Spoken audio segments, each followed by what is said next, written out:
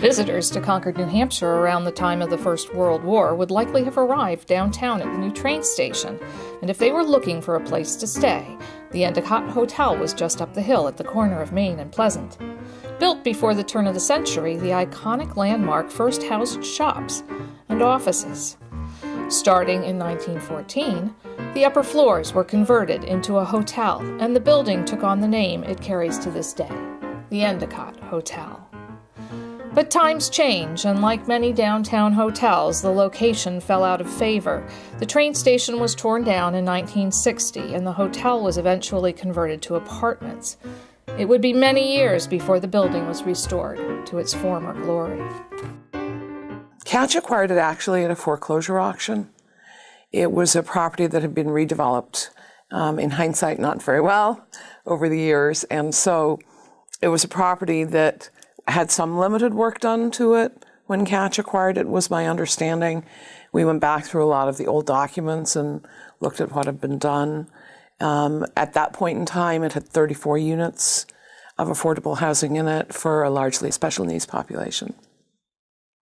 When Catch came to us about, I want to say maybe 3 or 4 years ago, with an idea potentially of converting that property to market rate housing, we jumped at that. We thought that was a great idea.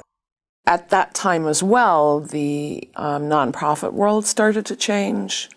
There was more being expected of nonprofits in terms of being self-sustaining. Funding was disappearing as well. So both conversations morphed into one where we were trying to figure out what to do with the building. We knew that we controlled a piece of real estate in the downtown, one of the very few where market rate housing could be developed. And so for us, it was really a triangular discussion, how to best serve the needs of the folks who live there, how to serve Catch's needs, and also the city of Concord.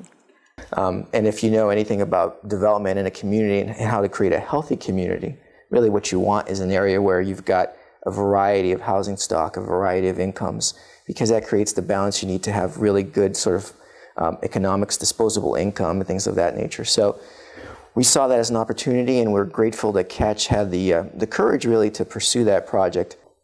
The other aspect is we came to the conclusion that you could not redevelop a large historical building like this without owning 100% of it, and at that time we only owned the upper residential stories. So we started talking to the other owner and negotiated to purchase the commercial space sometime in 2011. We also realized that to rehab that size building that we would have to do it in an empty state, which means that we would have to also move all the residents out.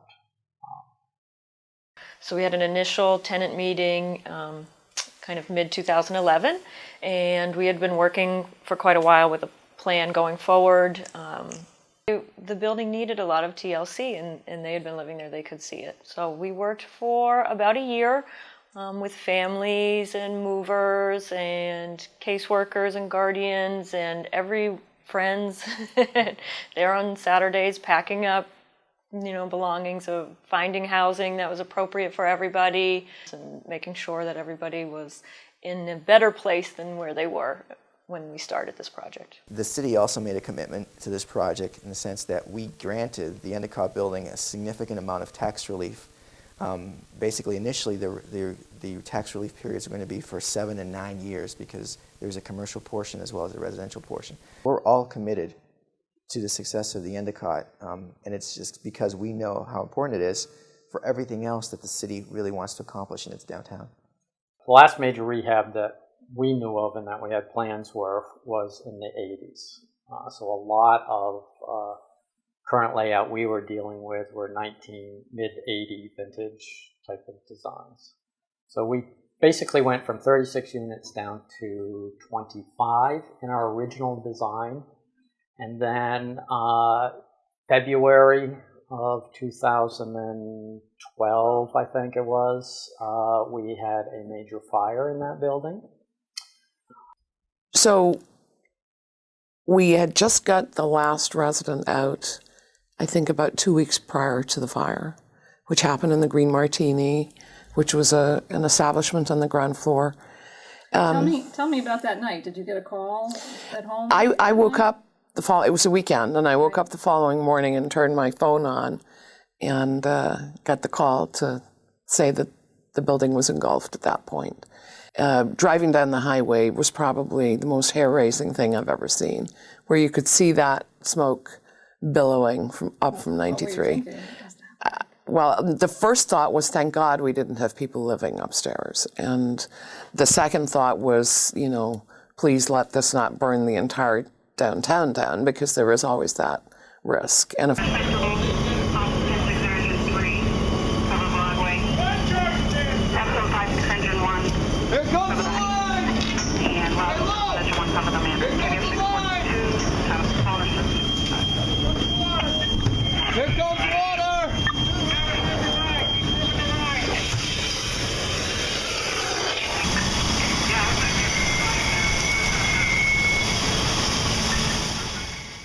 And of course, once again, the Concord Fire Department did an amazing job. So, coldest day of the year, we froze out there that day, along with many, many other people. And managed to get the fire contained to the back portion of the building, pretty much right over where the fire had started. The result of that fire, basically the major structural damage in the fire was restricted to just 2 units within it. It had lots of water damage and other damage, but the structural fire was within 2 units.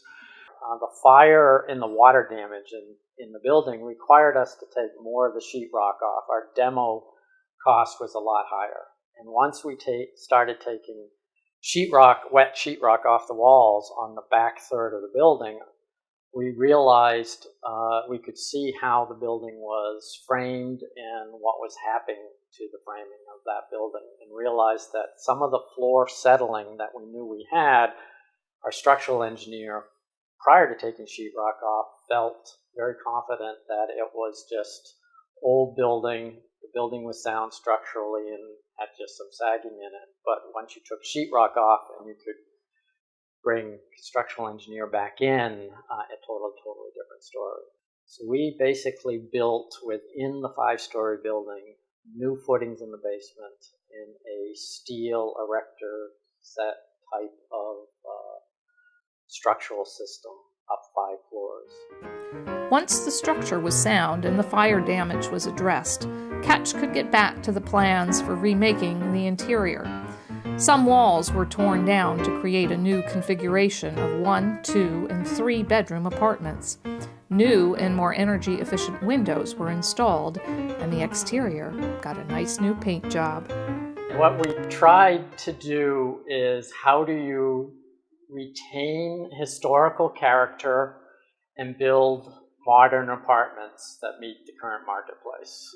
So that was what we attempted to do. So we made the decision that all of the common areas, we had nice stairwells at each end of the building. We had corridors with the old historical molding and etc. So the decision was made was all of the common, when you walk into the building, when you go up the stairs, when you walk down the halls, we would keep all of the historical look that we could retain, or rebuild even after the fire. Some of the components we had to replicate. And with the idea that when you opened your door and walked into your unit, the unit was more modern looking. But the unit also had some historical character and moldings around the trim in the windows and baseboard that tied into the molding that was historical in the common area. The facade that you see was actually underneath the facade that was put on a number of years ago in an attempt to upgrade the building. So we were able to bring that back to its original design and, in fact, original materials. Those are the pillars. Those are the pillars. Right. They were underneath, believe it or not. So there's a community space next to the laundry that has some wonderful photographs of the Endicott at its prime in Concord. There's a fabulous collage of all the doorknobs from all of the apartments within the building that have been cleaned and mounted as artwork that are really fabulous looking. We did some interesting and different things where the fire originated.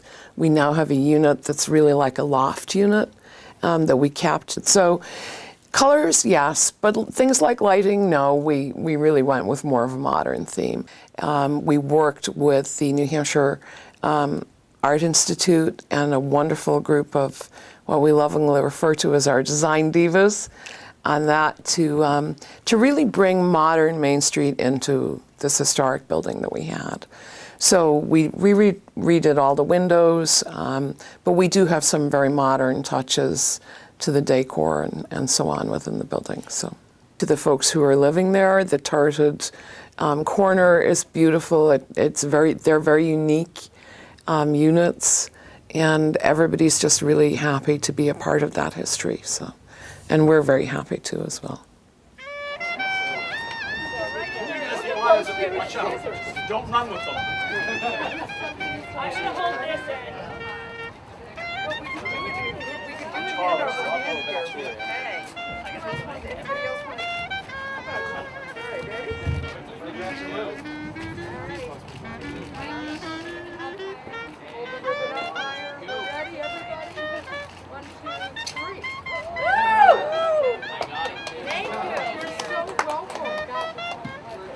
And 121 years ago, in 1892 to be exact, the Endicott was completed for Charles Blanchard, who was then a dry goods man, or a dealer, should I say, and it was known as Blanchard's Block.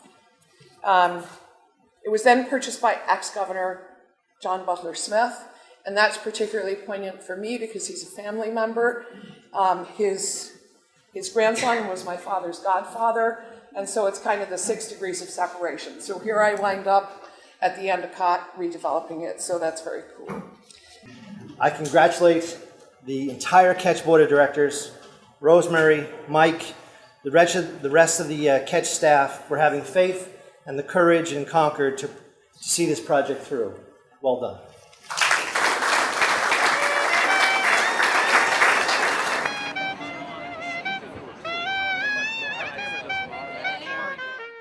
I could not believe that it looked the way it did. It was so amazing. Particularly the units that are in the turret. When you get that view, I think for anyone that's watching this, if you want to see what downtown Concord really looks like in terms of an amazing view corridor, visit one of these units.